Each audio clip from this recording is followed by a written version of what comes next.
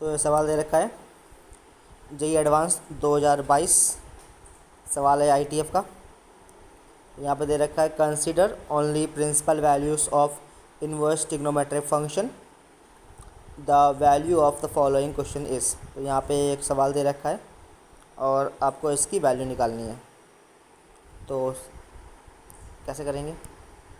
तो सबसे पहले सवाल दे रखा है कि यहाँ पे 3/2 कॉस इनवर्स, फिर 1/4 में लिखा हुआ है साइन इनवर्स और फिर लिखा हुआ है हमारे पास टैन इनवर्स। तो सबसे पहला काम क्या किया यहाँ पे हमने, तो यहाँ में दिख रहा है कि ये टर्म हमारे पास फर्स्ट वाला टर्म कॉस इनवर्स में है। इसको बड़े आराम से ट्राइंगल की हेल्प से हम लोग टैन इनवर्स में कन्वर्ट कर लेते हैं। कॉस इनवर्स दे रखा है जो कि हो जाएगा हमारे पास बेस यानी कि √2 और हाइपोटेनियस √2 + π²। परपेंडिकुलर निकाल लेंगे पाइथागोरस थ्योरम का लगा के और वो हो जाएगा पाई। जैसे ये लगाया तो कॉस इनवर्स में क्वेश्चन दे रखा था, तो कॉस इनवर्स जो है अब कन्वर्ट हो जाएगा हमारे पास टैन इनवर्स में। टैन इनवर्स परपेंडिकुलर यानी कि पाई डिवाइडेड बाय बेस यानी कि √2। तो इस प्रकार से हमने इस कॉस इनवर्स वाले टर्म को कन्वर्ट कर लिया है टैन इनवर्स में, जो कि देखो आपके सामने यहाँ लिखा हुआ है हमने 3/2 टैन इनवर्स π/√2। तो कॉस इनवर्स कन्वर्ट कर लिया टैन इनवर्स में। इससे बेनिफिट क्या मिलेगा? देखो ये टैन इनवर्स π/√2 और जो लास्ट टर्म लिखा है क्वेश्चन का वो दोनों सेम टाइप के बन जाएंगे। अब इतना करने के बाद अब आती है बारी हमारे पास सेकंड टर्म की, जो कि हमारे पास साइन इनवर्स के फॉर्म में है। यहाँ पे पाइथागोरस थ्योरम लगा के कुछ खास बेनिफिट मिलने नहीं वाला है, अगर आप लगाओगे भी तो फिर यहाँ पे क्या कर सकते हैं हम लोग। तो आपको दिख रहा है डिनोमिनेटर में लिखा हुआ है 2 + π², 2√2 π/2 + π²।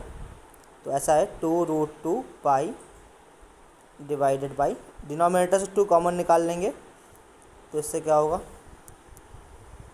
डिनोमिनेटर से 2 कॉमन निकाल लेंगे, अंतर बच जाएगा 1 + π/√2 का होल स्क्वायर।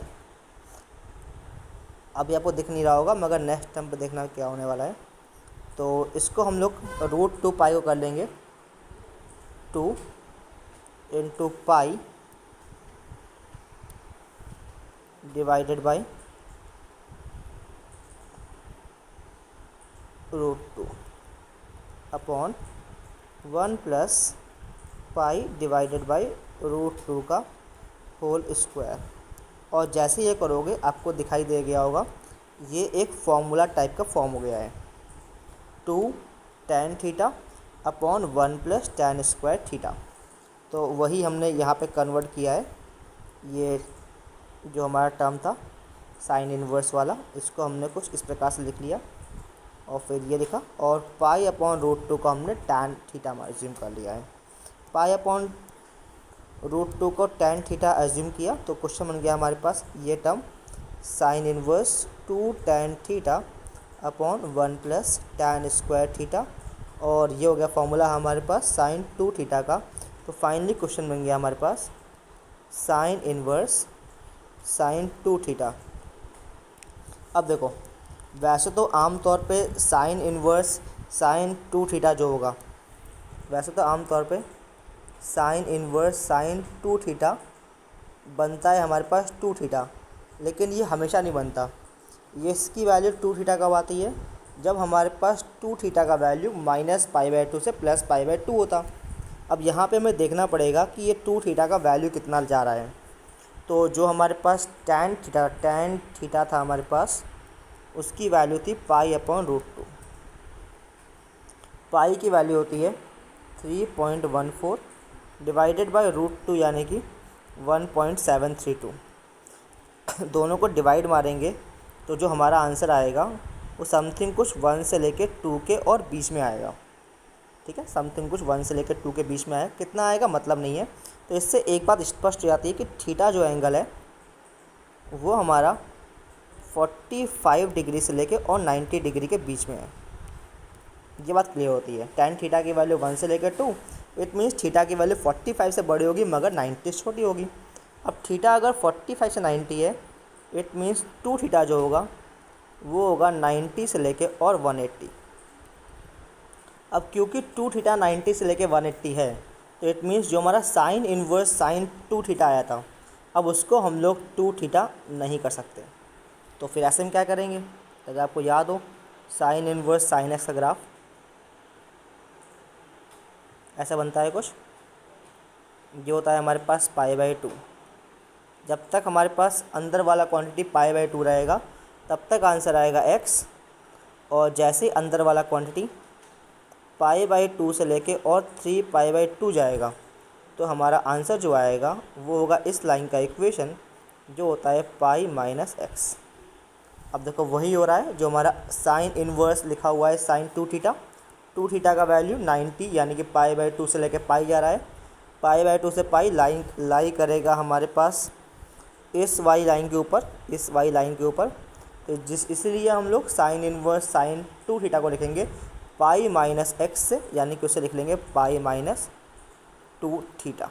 यही तो यहाँ पे काम की बात। तो इस प्रकार से जो हमारा साइन इन्वर्स साइन 2 थीटा वाला टर्म है वो π-2 थीटा में हो जाएगा कन्वर्ट। तो देखो जो कि हमने यहाँ पे किया है, साइन इन्वर्स साइन 2 थीटा की वैल्यू हो गई π-2 थीटा, क्योंकि 2 थीटा का वैल्यू 90 डिग्री से और 180 डिग्री के बीच में आ रहा है। अब बस सारी वैल्यू पुट कर देंगे। तो इसकी वैल्यू पुट कर दी हमने यहाँ पे, इसको 1/4, और इस टर्म की वैल्यू हो जाएगी π-2 थीटा, थीटा जो कि हमारे पास यहाँ से निकल के आएगा tan इनवर्स π/√2, और प्लस लास्ट वाला टर्म ऐसे ही लिख लिया। ये आ गया 3/2 π/√2, इसको अंदर भेज देंगे तो ये हो जाएगा हमारे पास π/4 जो कि हमने यहाँ लिखा हुआ है, माइनस ये आ गया और आखिरी वाला टर्म यहाँ लिखा हुआ है। अब आपको दिख रहा होगा यहाँ पे जो हमारे पास ये वाला टर्म है, इसको हम लोग बोल सकते हैं cot इनवर्स π/√2, cot इनवर्स π/√2। तो ये 3/2 है हमारे पास tan इनवर्स, आपको पता होना चाहिए। इसको हम लोग ऐसे कर सकते हैं 1/2 tan inverse π/√2 plus tan inverse π/√2।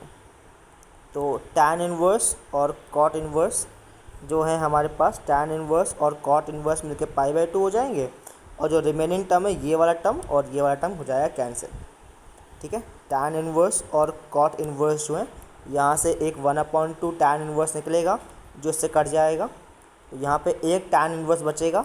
ये टर्म कन्वर्ट होगा cos इनवर्स में, tan इनवर्स cot इनवर्स π/2, ये π/2 आ गया, और लास्ट में लिखा हुआ था हमारे पास ये π/4 जो कि ये आ गया। दोनों को ऐड करेंगे और हमारा 3π/4 आ जाएगा आंसर। आई होप आपको समझ में आ गया होगा।